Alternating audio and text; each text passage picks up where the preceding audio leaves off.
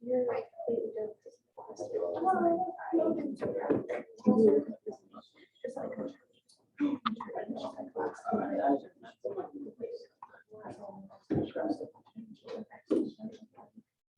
So just for fun, I mentioned that I was in Salt Lake City last week to celebrate my partner's graduation, who received her PhD in communication from the University of Utah, officially on the books. So I graduated in 2020, so I did not get to walk for graduation. So we decided to pose together. So, That is the cutest thing that. we had a Oh my fun time gosh. posing for graduation together. That's So so it's cute. kind of fun. I can't, I'm so happy for you.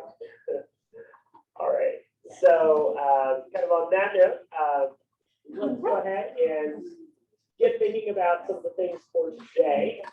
So we are continuing to work through some new theories this week. Last class, we talked about how we use storytelling with narrative paradigm. And so we're picking up on a variety of theories, first covering sort of storytelling and rhetoric. Today, we'll be talking about media ecology and the ways in which we use sort of pervasive media that's everywhere. And then we'll be talking a little bit more interpersonally about communication accommodation theory on Friday. So we've got quite a range here. So we have two presentations today from Kate and Kenna, who we'll be hearing from in just a minute, talking about media ecology, and we'll pick up from there. Just as a reminder from last class, we heard from Logan, who got us thinking about the narrative paradigm and about how we hear stories everywhere, whether they're fictional or non-fictional, that shape how we understand and think about issues. We also took some time to look at the remaining classes. As a reminder, due 2 weeks from today is the second application paper, and it's just like the first one, except you'll choose a different artifact and choose one of the theories from weeks 5 onward. So I have a list of those theories available for you to choose from. So I definitely recommend, like, if you have an example of an artifact that you didn't quite choose for this first paper, you might consider it for the second. So after we hear from Kate and Kenna, we'll talk a little bit more about media ecology and some of the applications and ways that this theory can be utilized. So we'll go ahead and go in order in just a second. And then just as a quick reminder here about the second application paper. All right, so first up, we have Kate, who will talk with us about media ecology theory. So feel free to get us started. You're welcome to click or use the arrows as you're working through.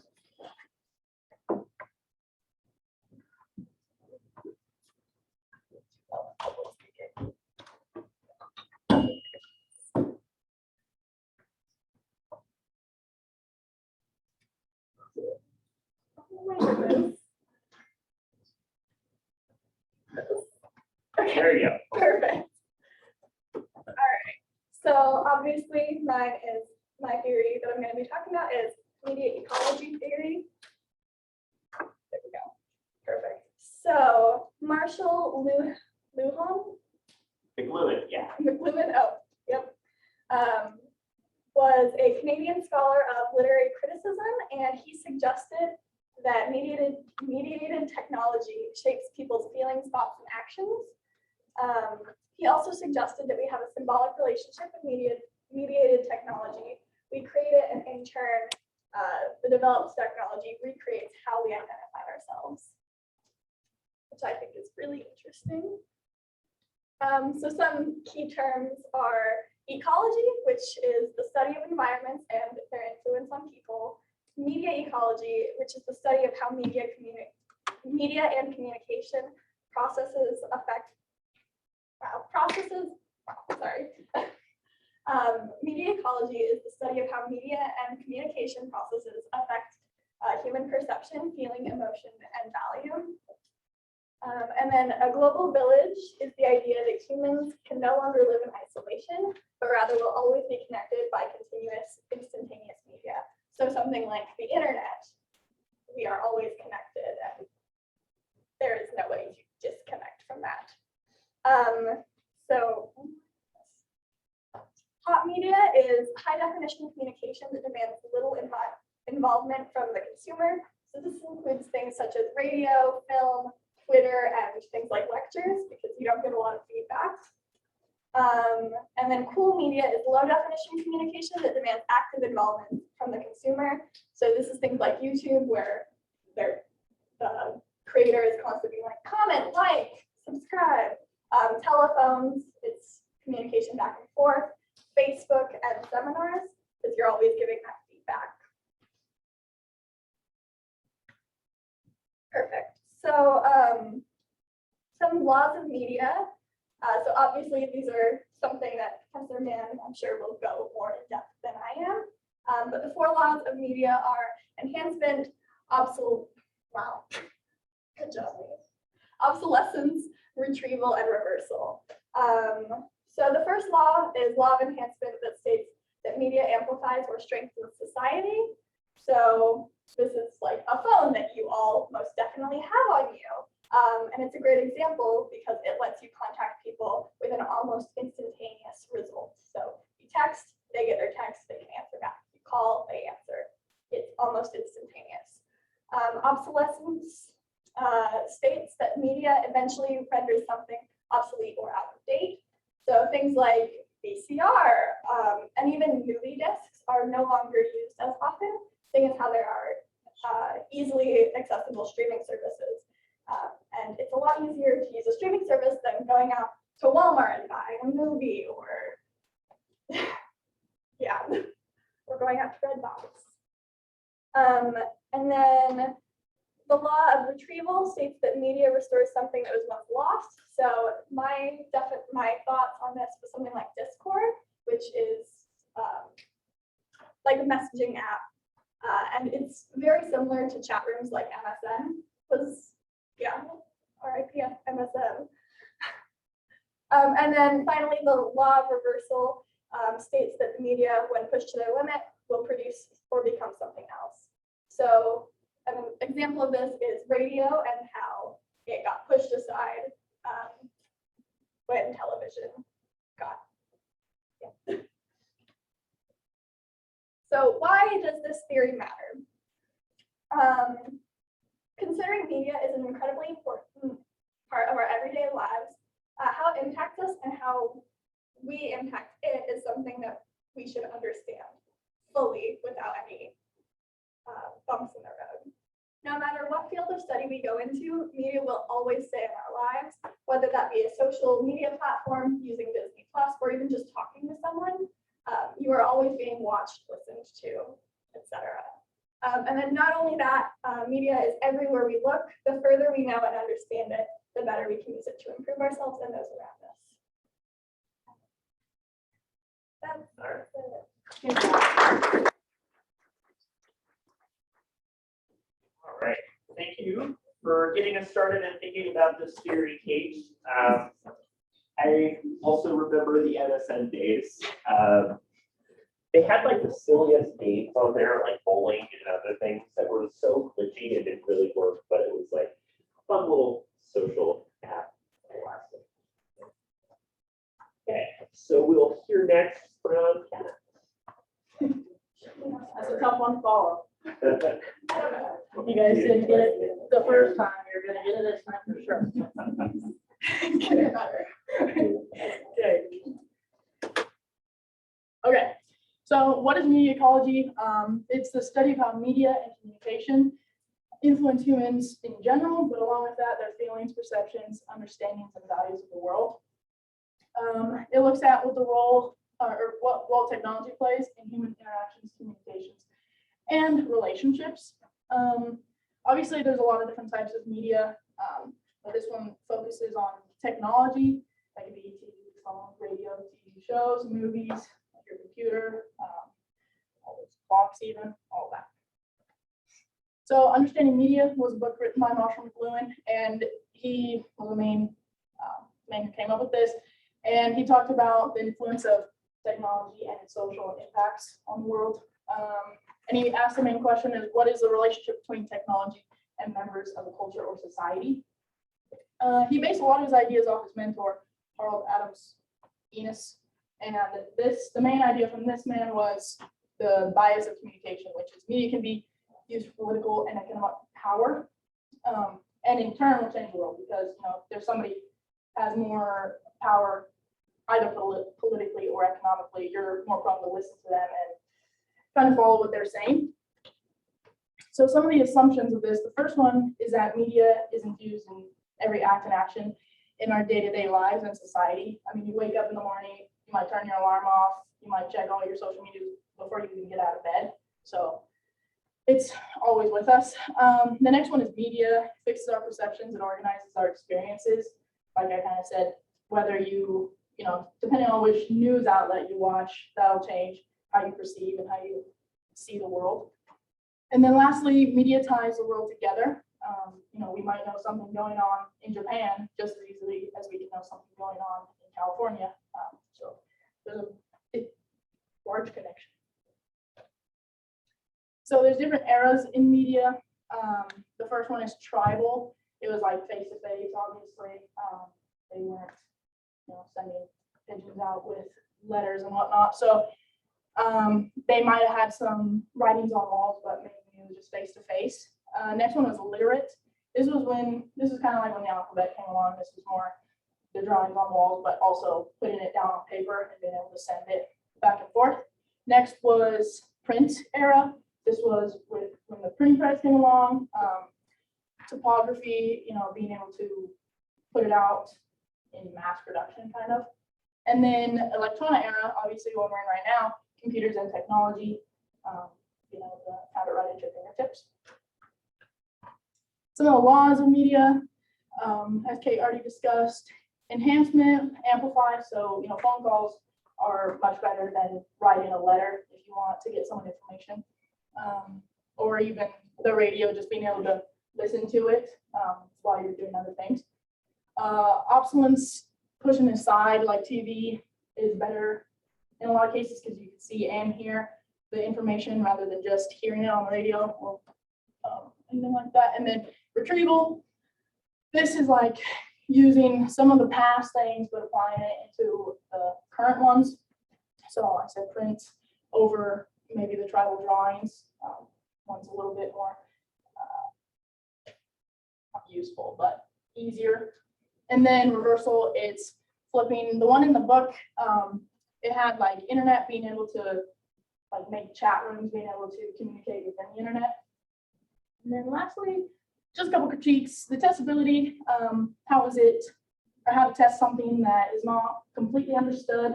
And then purism, it's in the eye of many. So, you know, there's a lot of different ways that it can be seen or whatever. You guys know what I'm talking about. Anyways, and that's it. Thank you, Kenna. I know that we kind of heard from two folks talking about this theory, but I appreciated the way that each of you kind of focused on different parts of it. We're emphasizing different elements that are important, right? I think this is a theory that's got a lot of parts and it's pretty crucial to understand. So while I'll be going over some of those things the third time, I do want to make sure that I'm using some examples and helping us to continue to develop how we understand these terms and ideas.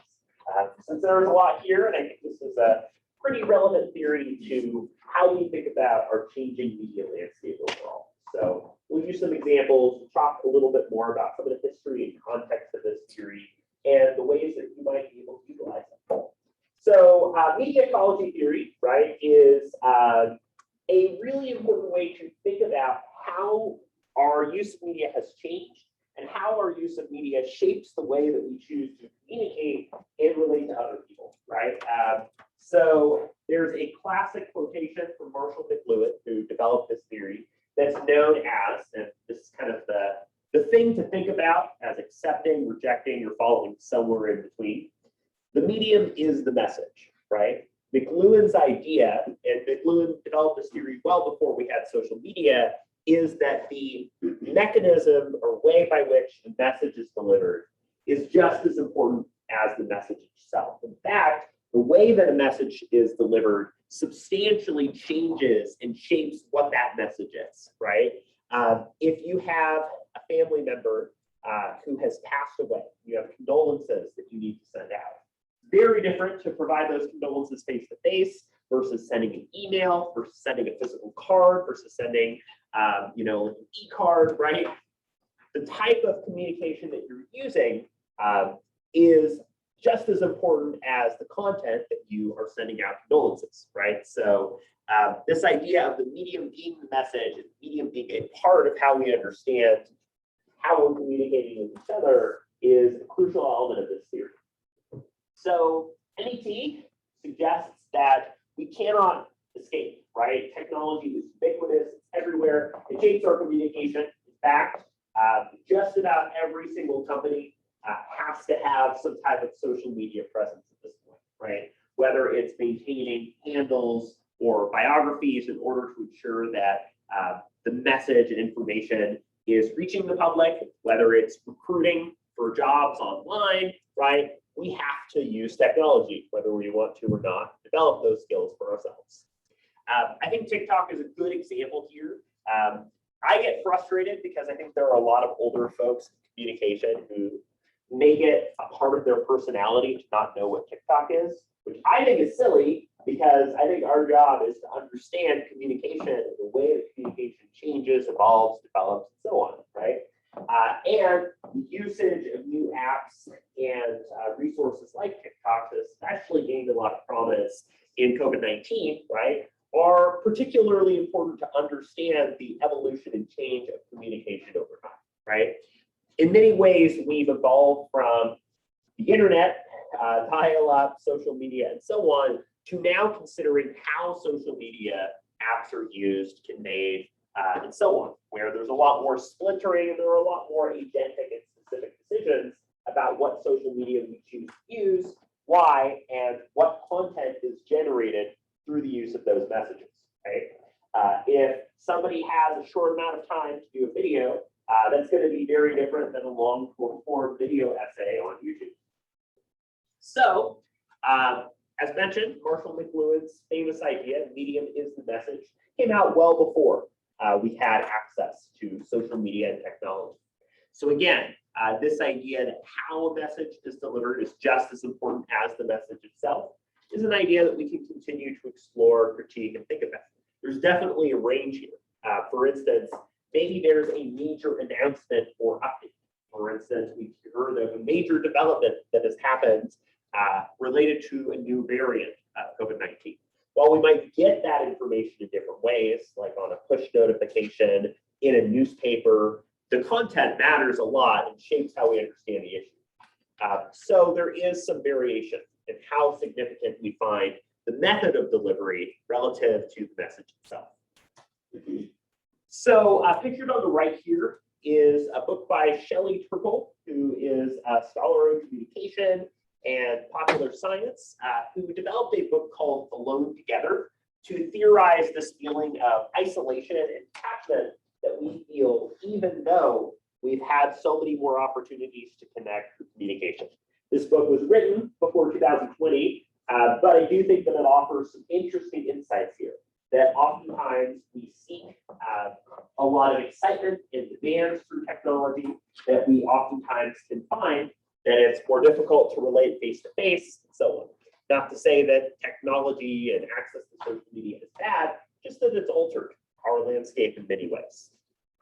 That media have this really major significant influence on us and how we communicate, right? We think through the average day, not only are we checking phones, tablets, laptops, so on, but we're also kind of exposed to advertisements, messages, and just an array of media in our lives.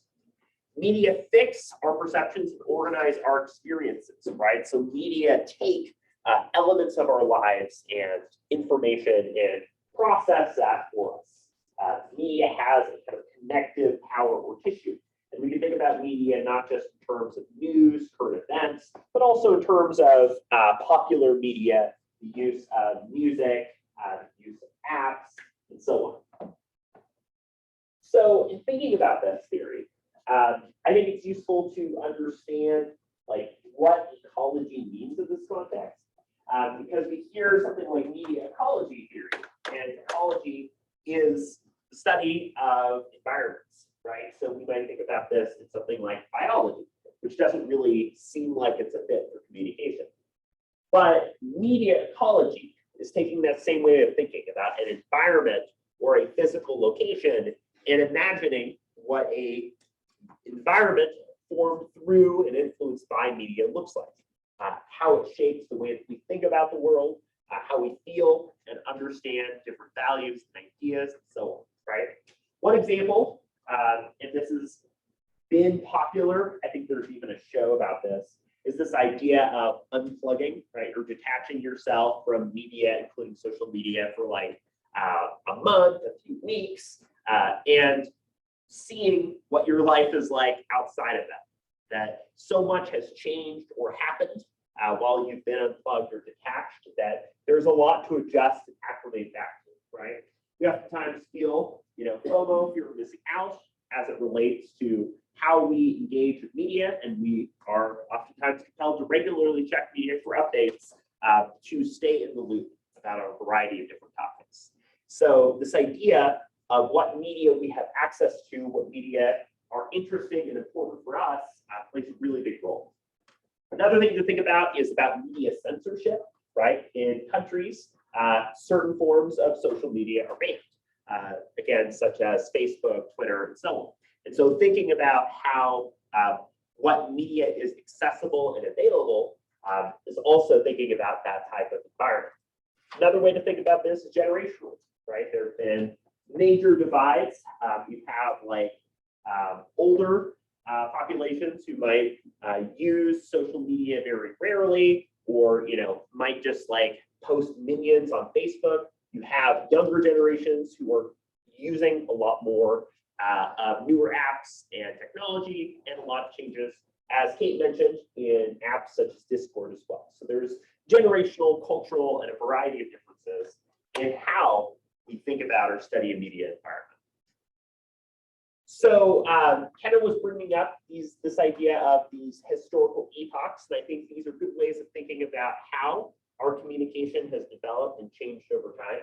But one thing that I really want to point us to as we're thinking about some of these media theories has been the importance of the printing press, right? In fact, there are some major changes in society or organizations that we find pre and post printing press. We think about the printing press as essentially the first form of mass media, right? Because it was able to create the same headlines and same material for everybody.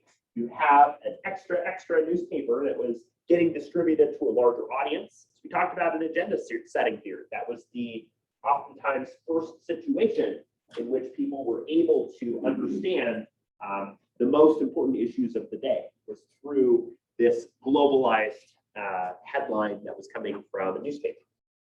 So as we're moving from the use of basic symbols to communicate to a literate era, right, where material began to be written and circulated over time in a very inefficient way, to the ability to mass print and mass produce material to a broader audience who started to see media had this power and ability to shape our overall environment. And as we move toward the electronic era, we've seen an interesting splintering start to happen, right? We don't have 2 or 3 TV channels anymore. Not everybody checks the same news or has the same subscriptions to shows and films and so on, right? That what we choose to use through media is much different, much more personalized, perhaps in a way that connects a little bit more closely to uses and gratifications theory that we talked about earlier. So Kate and Kenna were also bringing up this spectrum of cool to hot media. And this spectrum is a question of how much sensory involvement and participation we find through our use of media, right? That on the one extreme, we have to fill in the gaps ourselves. It's typically asynchronous. There's less information, and it's generally less engaged. Something like a text or scrolling through Twitter is generally speaking in that cooler style of media. Whereas hot media, right, generally has more information. It engages more with the senses, with video, with audio. It might be instantaneous, right? And it gives us a lot more information. We can think back to this idea that a lot of our information is nonverbal. It's our use of imagery, sound, and so on. And getting access to a fuller picture through media is something we find really interesting. That's, I think, part of why apps like Snapchat have become really popular, right? Because you can send photos or video that's a lot more interactive and engaged than just sending a text message, and it's a lot faster to do that. Also, right, using something like TikTok, you can send a video, circulate a video, and so on, and it's a lot more fun and engaging to have that information in a video, visual, and audio form than just sending an email back and forth. So I think that our use of hot media and the popularity of hot media has correlated pretty strongly to our social needs and feeling, especially in the past couple of years, that our social needs were not being met to the same degree. So as mentioned, right, these laws of media are useful ways for us to think about how our use of media has shifted over time. Again, there are new updates, versions. You oftentimes get like a software update at the worst possible time, but those updates and enhancements shape our use of media. If you think about something going obsolete, right, and being replaced, this is kind of the hipster phenomenon where there's oftentimes popularity among older or obsolete forms of media. For example, record players have become really popular, even though they're older for their quality of sound, right? So even if something is considered obsolete, it's still used in a lot of contexts. And then Kate and Kenna were both hitting on retrieval and reversal. But it's this idea that there's this constantly changing cycle of media. There's constant competition, right? We're seeing a lot of discussion surrounding the way in which the quote unquote metaverse, we're thinking about things like cryptocurrency and NFTs and all of that stuff, right? There have been a lot of changes in media and technology over time that this theory is speaking to as well. So as mentioned, right, in terms of critique of this theory, this is one of those theories that has a lot of terms and ideas behind it. So we've seen this as a pretty common critique, but the way of thinking about this is that if there are a ton of terms and concepts with a theory, then it oftentimes means that it's harder to use all of those parts. So you might want to think about, for this, if you're doing an application paper about this theory, what some of the parts are that you find especially interesting or useful. So you might, for instance, focus on how media has evolved or changed over time as it relates to an app, right? There's also this question of whether or not the medium is the message, right? And again, there's critique that this is oversimplifying, but again, there's a lot of agency of the message itself and not necessarily how it's delivered, but also folks like McLuhan that say, well, no, the method of delivery, medium is really important. And then lastly, there's a question of what motivates us outside of media, right? A lot of these theories that suggest that media has a lot of power or influence and control are critiqued because perhaps it goes the other way. The media adapts or changes or responds to us and our demands and needs. So there's some pushback against this one too.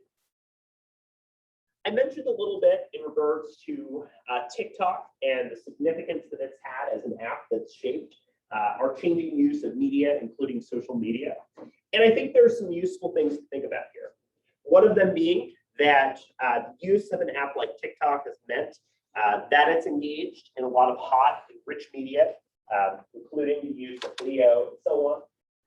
That it's in many ways exacerbated a lot of generational and cultural divides, right? A lot of older folks who do not use or have interest in it, and a lot of folks from Gen Z who are much more engaged and interested in using this as a form of communication.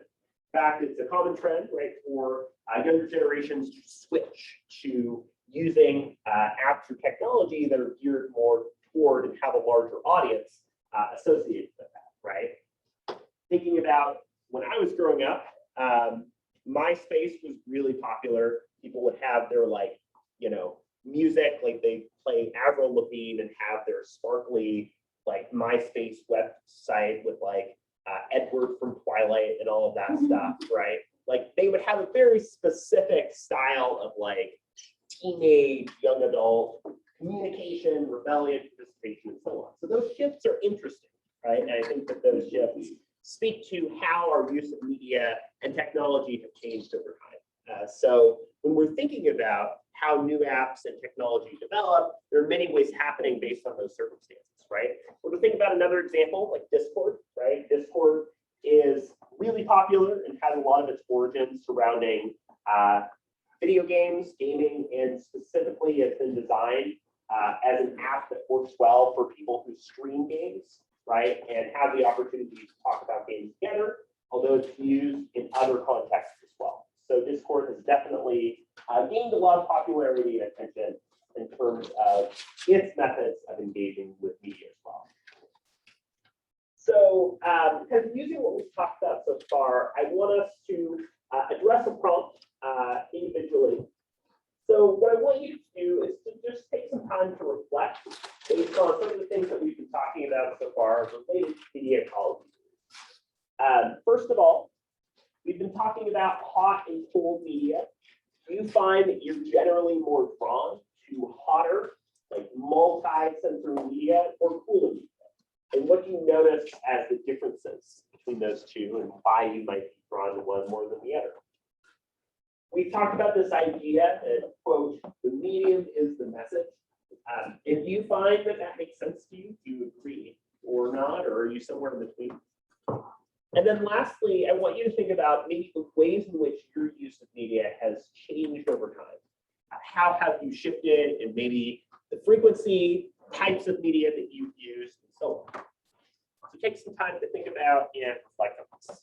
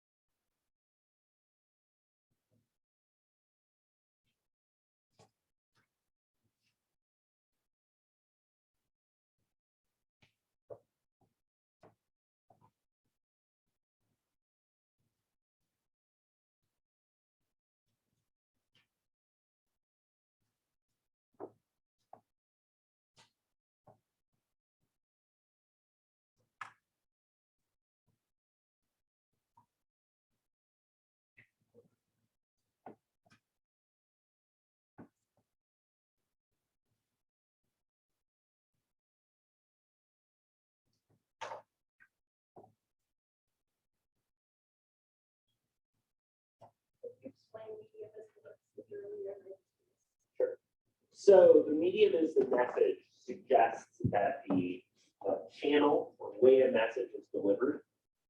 For instance, like a form of social media or email or that sort of thing is just as important or as central to what the message itself is. So the content of that message.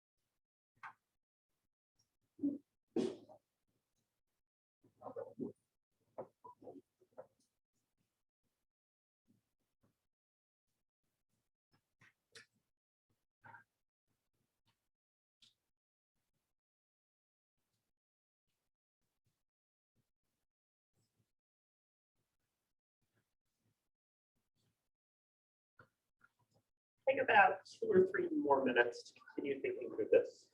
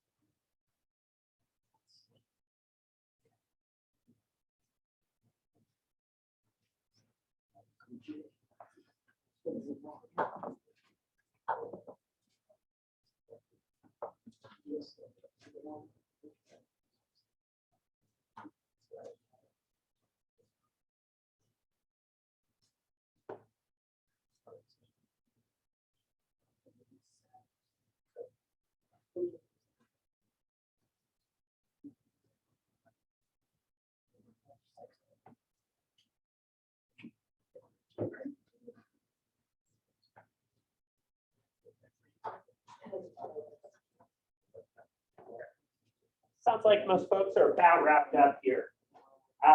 So I kind of wanted to poll and gauge what people felt in their responses to these. So I'm curious, raise your hand if you found yourself as somebody that more often uses cold media. What about folks that more likely use hot media? Okay. How about, was there anybody who's like right in the middle? Okay, they're there. Interesting. So it does seem like there's pretty much a split. A few more people in hot media, which is interesting, right? I think there's a lot to think about in terms of our needs for social stimulation, for interest, and so on.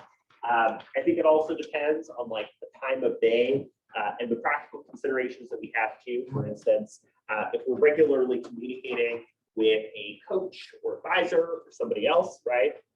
That impacts how frequently we use it.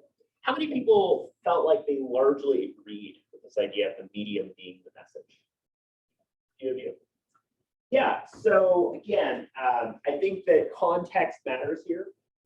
You know, media ecology theory and this basic argument does matter in a lot of situations. I think that the biggest factor to think about here is the power of the message itself, right? This goes back to something like agenda setting. If there is a huge breaking news story, it doesn't really matter as much how or where you got that story, as long as it's factually accurate, right? As long as that thing did happen. For example, if you had heard about the draft document about overturning Roe v. Wade, regardless of where you heard it, right, that story is a big story. So, you know, that idea of the medium and the channel being a huge factor kind of depends on what that message is. right? In fact, generationally, a lot of the appeal of messages over time has been the way that they've been able to reach people using that technology. For example, for things such as suicide or drug awareness issues, using like channels such as TikTok and so on has been more persuasive and more effective than doing something like, putting an old VHS in and showing a super old PSA, right? So obviously those changes matter in those situations. So there's difference here. So there's also this idea of media use changing over time. I'm curious if there are a couple folks who want to share how they felt like their own media use shifted over time. Yeah, just that. So I'm 30 years old as well. And so going from like TV, the radio, VHS player, a CD player that you would try to shove in your pocket to like shifting to getting an MP3 player or a PlayStation 2 or anything like that. And then I didn't even get an email account until I was 15 years old. Didn't get Facebook until I was 17. Didn't get a phone until I was 18. That was my parents' thing. And then how getting a phone really changed everything for me. And trying to stay with certain trends, like my brothers have Snapchat or my sisters have Snapchat, and like how we communicate as a family, even though we're far apart, that's evolved immensely in 30 years.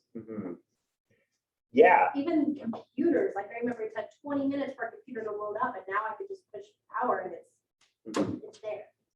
I'm curious, is there anybody else who has like used a specific like app just to communicate with a certain person or like a certain couple of people? Yeah, a lot of you.